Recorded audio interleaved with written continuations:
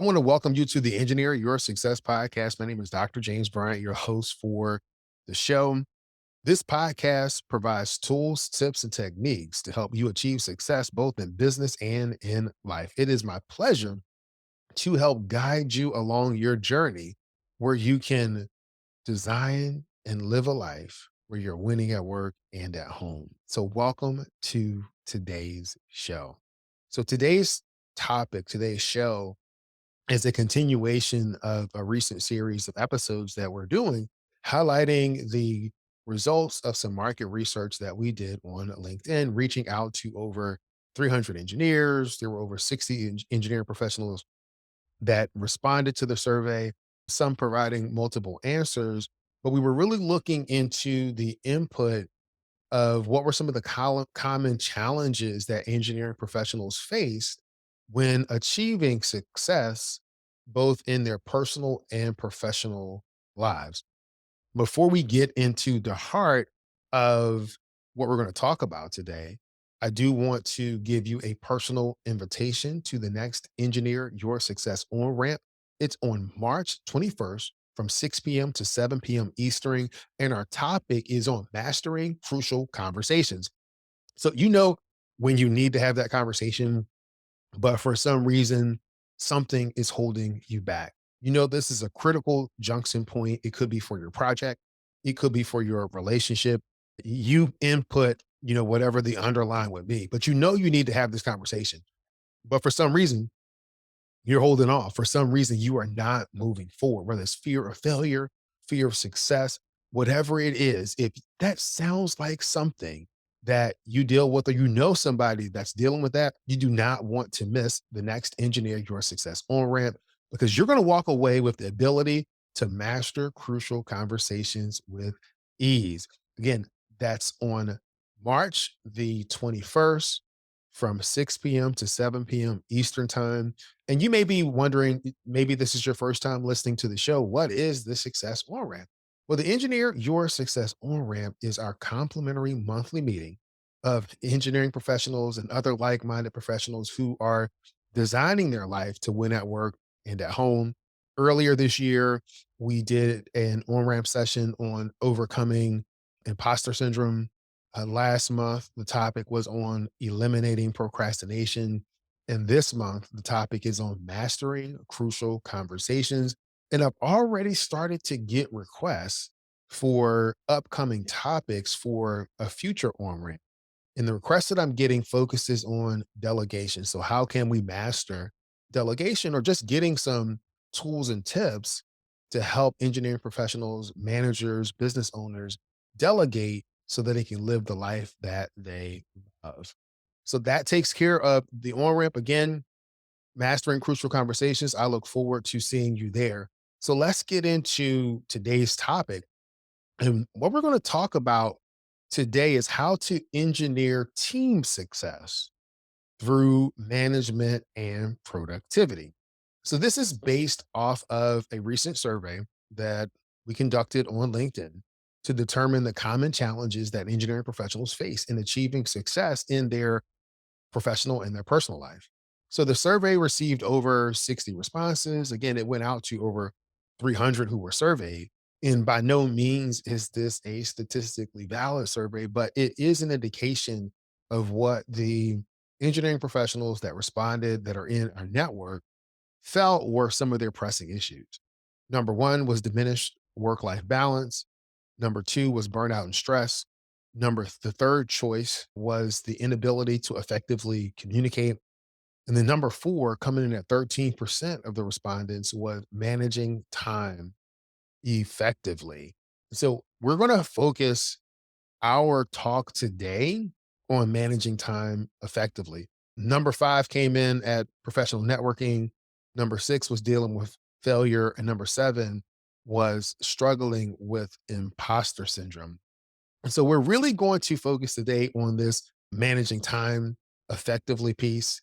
So when I think about managing time effectively, I think of how the respondents, many engineers, they're struggling with managing their time, especially with the increase in meetings, the increase in remote meetings, the fact that you have remote teams, the fact that you're working in different environments. And this just creates an issue of making sure that you are collaborating and prioritizing all of your tasks because many people feel like they're being pulled in too many different directions. And so I've pulled out some of the actual quotes that people provided in the written part of the survey. And there were things like back to back meetings or answering messages and emails and accomplishing work all the time. Just general time management challenges, more meetings, and they're often back to back. And then you have balancing, work and life and trying to set priorities and learn how to delegate within that context. So whether you are a seasoned professional or you're just starting out your engineer career, understand you're going to face some common challenges in terms of time management and productivity as an engineer because there are certain things that you are going to be called on to do, such as adhere to tight deadlines. You're going to have the deadlines that you have to actually get the job done. And so that those deadlines can actually put a lot of pressure on professionals, particularly when you want to deliver high quality results within that limited time frame. So a lot of times this will lead to longer hours. Sometimes it's a frantic pace. And for some people, it diminishes the actual quality of their work, just the whole pressure of hitting that timeline. You also have the ideal or the request that you are going to have to juggle multiple tasks, multiple projects at the same time, whether it's designing, testing, analyzing, troubleshooting. You're constantly switching between where your focus is at. And that really is a challenge to maintain momentum and allocate your time efficiently. That kind of goes right along with the whole competing priorities because in addition to project specific tasks, a lot of engineers, you got to manage the other ongoing responsibilities. You have to attend the meetings with stakeholders. You're providing status updates to people that you manage, as well as people that are above you. You're coordinating with your team members and you're balancing all of these priorities. And that can actually be overwhelming. Doesn't have to be overwhelming, but some people find the combination of these things overwhelming. Another thing that engineers deal with, and I think that it's just not unique. And none of these things actually are unique to engineers. What I like to say is that engineers are people too. So the same things that people face, engineers are going to face, but it's dealing with interruptions and distractions. And so that could be bing, the email, or a text message or a phone call. In our day and age where we tend to carry our computers and our communication devices with us all the time, we, it really presents an opportunity for us to be constantly distracted, where we're constantly hindering our focus. And these distractions will wreak havoc on our ability to effectively manage our time. So when we think about the challenges that we face, what are the impact of those challenges? Stress, number one. Number two would be burnout. Number three would be reduced job satisfaction because just if you're stressed and you're burned out, you're not happy. Okay. And if you're not happy, that means that you have an impaired view of your work life balance. Or like we like to say here at Engineer Your Success, you are not winning at work and at home. So you're not going to be able to answer the three questions that we use in the engineer's blueprint. And if you're not familiar with it, here are the three questions. Do you want to win at work? The second question is, do you want to win at home? And the third question is the most important question. Are you winning at work and at home? And so if you're facing these challenges and you're stressed, you're burnt out, you don't have any job satisfaction, you're going to have diminished work life balance, you are not winning at work. And that is going to impact your life in so many different areas because there is only one you. So the same you that shows up and is frustrated at work, that'll bleed into what's going on at home. Just like if there's something going on at home with you, that bleeds into what's happening at work. So we've talked over the past several weeks since the beginning of this year about some challenges with productivity and time management and also work life balance and burnout. So here's a list of some episodes that you might want to uh, go back and listen to that you will find very instructive, particularly in the context of what we're talking about today. So, one would be episode 85, Tips for Overcoming the Top Two Challenges for Engineering Professionals. In that episode, we really focused on diminished work life balance and burnout, and give her some strategies that you can use to help you mitigate those. Then episode 86, which was last week, were 7 tips engineers can use for more effective communication. And again, that focus really was on your ability as an engineering professional to effectively communicate, but it wasn't in the context of teams. Today, we're talking about things in the context of teams. I think next week, we're also going to talk about effective communication, but we're really going to tailor it for the context of how can you effectively communicate with your team. Some other topics on productivities or episodes on productivity that you might find useful is episode 79, which is 3 strategies to boost your personal productivity. And episode 80 was productivity techniques to help you conquer overwhelm and stay on track. So when I started really thinking about today's show, kind of working on my notes and going through the ideals, I really wanted to focus on the topic of time management and productivity, but from the context of teams. Very rarely do we perform work where it's just on us. A lot of the things that we do rely on the coordination and management of other people, of teams. And so when you realize that, when you're leading and managing teams, you learn about and lean into the power of influence. You learn about the power of effective communication. But all of these things play a role in your ability to deliver projects on time and on budget. So if the members of your team, individually or collectively, have difficulty prioritizing tasks and managing their time individually, that's going to spill over into the project. So the project's going to be delayed, it's going to be late, it's going to be over budget. If your team or members of your team routinely gets lost in the details and they're suffering from analysis paralysis, then guess what? Your project is going to be late or over budget.